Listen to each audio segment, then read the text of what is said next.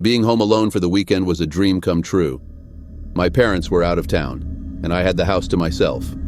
I was 17 and relished the freedom. Friday after school, I decided to take a walk around the neighborhood, enjoying the mild weather and the thought of a weekend without supervision. As I turned the corner near the park, a man approached me. He looked to be in his early 30s, well-dressed and friendly. "Hey there," he said with a warm smile. "I'm new in town and looking to make some friends. Do you live around here?" I nodded. "Yeah, just a few blocks away. What brings you here?" The man introduced himself as Tom and said he had just moved to the area for a new job. He seemed genuinely nice and asked if I could show him around sometime. We chatted for a few minutes, and before I knew it, he asked for my number. "Sure," I said, feeling flattered. I gave him my number, thinking it would be harmless to have a new friend in the neighborhood. That evening, I settled in with a pizza and a horror movie. Around 9 p.m., I received a text from Tom, asking if I wanted to meet up the next day. I agreed, still unsuspecting. We arranged to meet at the park again. Saturday came, and I met Tom at the park. We walked and talked, but something about his questions made me uneasy. He wanted to know if I lived alone, if I had any siblings, and what my weekend plans were. I brushed off my discomfort, attributing it to my imagination. That night, as I was playing video games, I heard a noise outside. I muted the TV and listened. The sound of footsteps on the gravel path to my house made my heart race. I peeked through the window and saw Tom standing by my front door, knocking softly. My heart pounded. Why was he here? I hadn't invited him over. Panicking, I quickly locked all the doors and windows and grabbed my phone to call my parents, but they didn't answer. Just then I received a text from Tom. "I know you're home alone, Alex. Open the door and no one gets hurt." Fear gripped me, but I knew I had to stay calm. I texted back, "Leave me alone or I'll call the police." Tom responded almost immediately. "Do you think I'm joking? I'm coming in one way or another." I moved quietly to the kitchen, grabbed a knife, and then hid in the pantry, trying to think of my next move. Suddenly, I heard a crash. Tom had broken a window and was inside my house. My breathing grew rapid, and I felt my pulse in my throat. I could hear him moving through the house, calling out, "Alex, come out, wherever you are." Desperation set in. I needed to escape, but how? Then I remembered the attic. If I could get up there and pull the ladder up, he might not find me. Silently, I crept out of the pantry and made my way to the hallway. I heard Tom searching the living room and knew I had only seconds. I climbed the ladder to the attic and pulled it up just as Tom entered the hallway. I heard him moving around below, getting angrier. "You can't hide forever, Alex," he shouted. In the dim light of the attic, I found an old cell phone my parents had stored away. Miraculously, it still had some charge. I dialed 911, whispering to the operator about my situation. The police were on their way, but I had to stay hidden until they arrived. Minutes felt like hours as I listened to Tom searching the house. Finally, I heard the sirens. Tom cursed loudly and fled through the broken window. I stayed in the attic until the police arrived and called out for me. The police took my statement and searched the neighborhood but couldn't find Tom. They assured me they would keep an eye out. When my parents returned, they were horrified and immediately reinforced the security around the house. Days later, the police discovered something shocking. Tom wasn't just a random creep. He had been following me for weeks, planning the perfect time to strike. They found photos of me on his phone, tracking my daily routines. But the real twist came when they dug deeper into his background. Tom wasn't his real name. He was actually a wanted criminal with a history of kidnapping and ransom. He had targeted me because of my parents' high-profile jobs and the potential ransom money he could get. Realizing how close I had come to being taken was terrifying. But I had survived, and the experience made me more cautious and aware of my surroundings.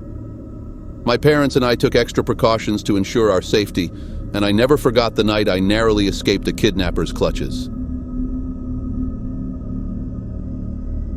Lily's parents waved goodbye as they drove off for their weekend getaway.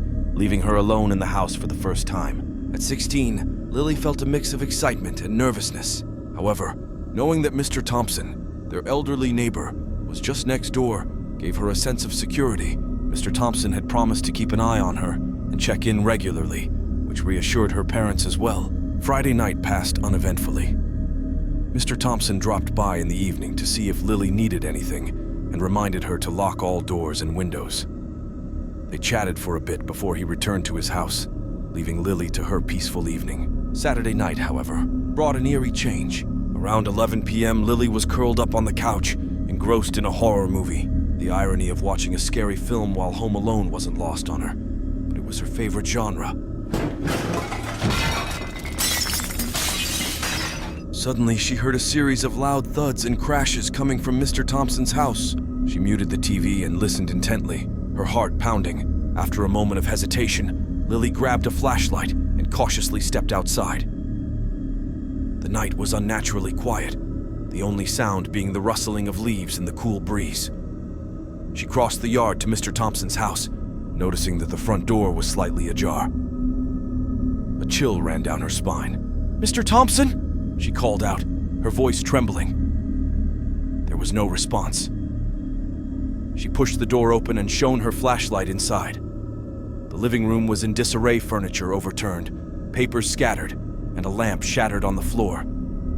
It looked like a robbery gone wrong. Fear gripped her as she ventured further into the house.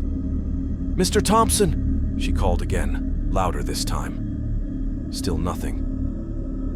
She checked the kitchen and the bedrooms, but there was no sign of him.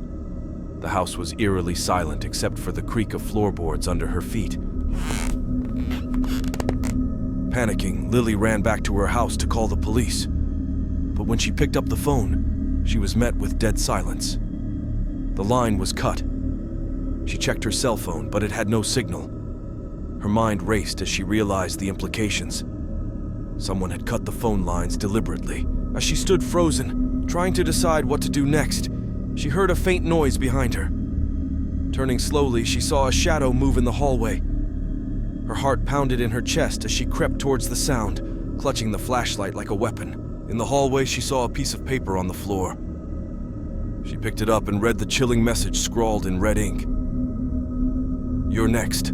Lily's blood ran cold. She turned to run, but was grabbed from behind.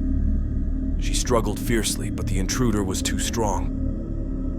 A hand clamped over her mouth, muffling her screams, and she was dragged into the living room. Her flashlight fell to the floor, rolling away and casting erratic beams of light across the room. The intruder forced her into a chair and tied her hands and feet with rope. She could now see his face in the dim light, a twisted grin, eyes gleaming with malevolent delight. He was dressed in dark clothing, and there was something disturbingly familiar about him. "I've been watching you, Lily," he said in a low, menacing voice.